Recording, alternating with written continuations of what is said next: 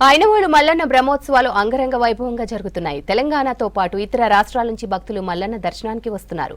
ఎల్లమ్మ తల్లికి బోనం సమర్పిస్తున్నారు. సంక్రాంతి సందర్భంగా స్వామివారికి మహాన్యాసపూర్వక ఏకాదశ రుద్రాభిషేకము, కళ్యాణం, మహా నివేదన మంత్ర పుష్పం నిర్వహించారు.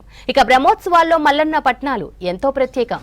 మల్లన్న క్షేత్రంలో పెద్దపట్నం, చిలుకపట్నం ఆకట్టుకున్నాయి. మల్లన్న పట్నాలపై మరిన్ని డీటెయిల్స్ కృష్ణమోహన్ అందిస్తారు. ఐనవోలు మల్లన్న జాతరలో ఉన్నాం.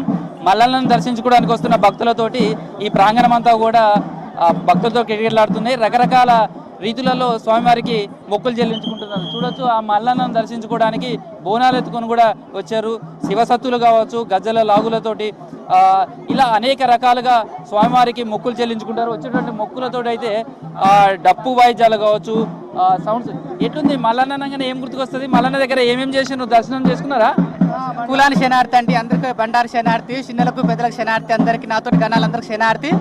ఐలేని మల్లన్న అంటే చాలా చాలా అందరికి భక్తి, అనుకున్న కోరికలు నిలిచినాయి, అనుకున్న బరకతి. ఐలేని మల్లన్న అంటే చాలా పడగెత్తుకుంటూ వస్తాం. ఎందుకంటే వీడికొస్తే సంతోషం ఉంటుంది, ఆనందం ఉంటుంది, అన్నిటికీ మంచిగా ఉంటుంది. సంతాన గానాలకు సంతానం ఇచ్చిండు, పెళ్లి గానాలకు పెళ్లి ఇచ్చిండు, ఆరోగ్యం బాలకు ఆరోగ్యం ఇచ్చిండు. అంతా అయితే ఇప్పటివరకైతే వెళ్ళనైతే చల్లగా ఉన్నాం. మేమైతే బోనం, బంగారం బోనం ఎత్తినావు నువ్వు. మరి బంగారు బోనం అంటే బంగారు బోనం మల్లన్న ఎత్తుంటూ నేను ఎత్తుకున్నా. మల్లన్న మొక్కుబడి నేను ఎత్తుకున్నా. మల్లన్న లేదైతే నేను లేను. ఎన్ని రోజుల ముందు నుంచి వస్తుంటారు? మల్లన్న జాతర వస్తుంది అంటేనే ఎంతమంది వచ్చారు మీరు?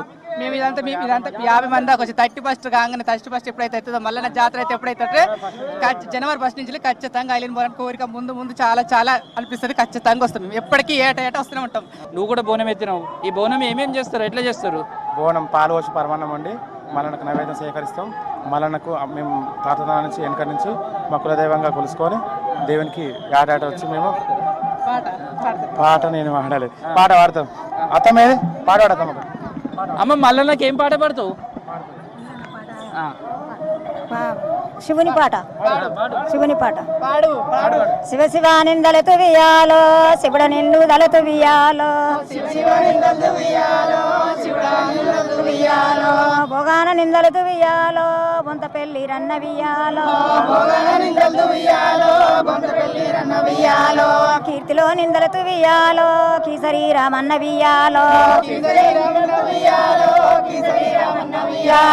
గుట్టకి నిందలతో వియాలో, ఓ గుల్లె మైసమ్మ వియాలో, పొద నిందలతో వియాలో, పోతనే లింగన్న వియాలో, గడి మీద మైసమ్మ వియాలో, కన్న తల్లి బొమ్మ వియాలో, వత్తగరు మైసమ్మ వియాలో, వాదుకుంటావమ్మ వియాలో,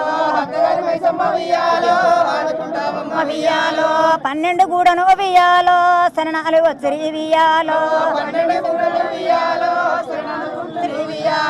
12 శరణాల వియాలో, వాడి విల్లాలాము వియాలో, 12 శరణాలు వియాలో.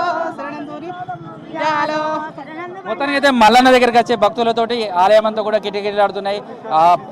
అమ్మవారి స్వామివారికి సంబంధించినటువంటి బోనం సమర్పించడం అనేది చాలా ప్రాముఖ్యత ఉంటుంది. పట్నం వేయడం, బోనం వేయడం అనేది చేస్తారు. అదేవిధంగా శివసుత్తుల తోటి కూడా ఈ ప్రాంతం అంతా మొదలవుతుంది.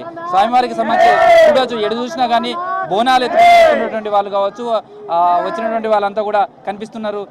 ప్రస్తుతం అయితే బోనాలతోటి మొక్కులు చెల్లించుకుంటున్నారు. మొత్తం ఈ ఆలయ ప్రాంగణం ఏదైతుందో ఈ పరిసర ప్రాంతాలంతా కూడా స్వామివారి నామస్మరణతోటి మారుమవుతున్నాయి. మల్లన్నకు వచ్చేటువంటి భక్తులైతే వచ్చిన వాళ్ళు ఖచ్చితంగా స్వామిని దర్శనం చేసుకోవడం కావచ్చు, మొక్కులు చెల్లించుకోవడం కావచ్చు. ఇక్కడే మల్లన్న సన్నిధిలోనే 1-2 రోజులు విడిది చేస్తారు. కొంతమంది అయితే 4-5 రోజుల పాటు ఉంటారు. సంక్రాంతి వచ్చిందంటే చాలు, ఎక్కడున్నా సరే ఆ మల్లన్న సన్నిధికి రావడం అనేది వాళ్ళ ఆచారంగా భావిస్తారు. వీడియో జర్నలిస్ట్ రాజుతో కృష్ణమోహన్, V6 న్యూస్, ఐనవోలు నుంచి.